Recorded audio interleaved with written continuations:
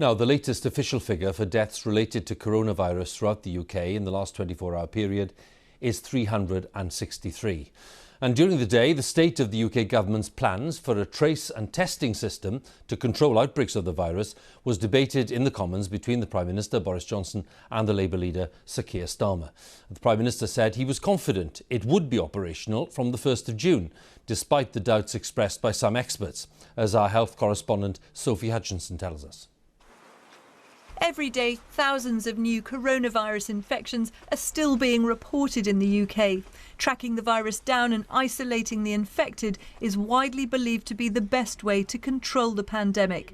But today in Parliament, the Labour leader questioned why there'd been such a delay in setting up a track and trace system. In the United Kingdom, despite 2 million tests having been carried out, there's been no effective tracing in place since March the 12th, when tracing was abandoned.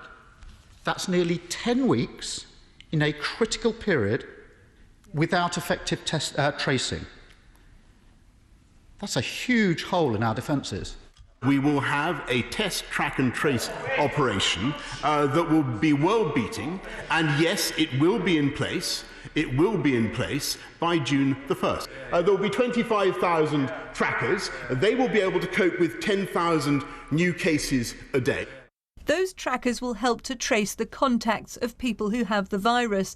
They'll use phone calls, texts and email to alert anyone who's recently met up with an infected person and give them advice.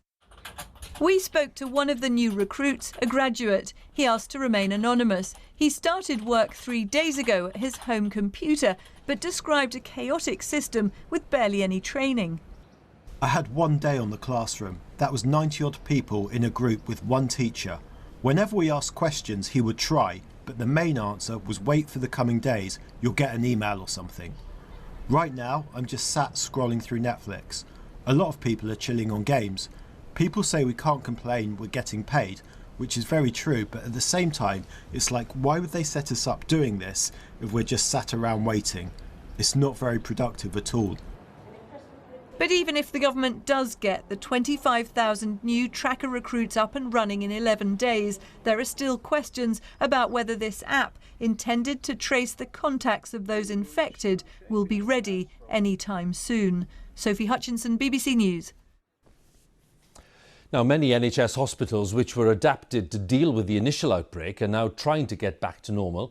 But the boss of Ipswich Hospital is warning that the implications of social distancing, together with the possibility that COVID-19 could be here for several years to come, means it is having to find new ways of working.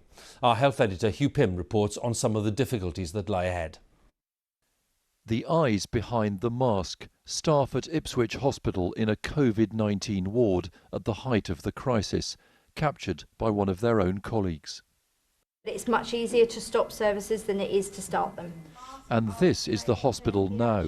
We were given access as senior staff plan for a new future and restarting other services. It talks about the different phases of recovery, and obviously we're in phase 2 now. Here they're following national guidelines in England for bringing back non-urgent work.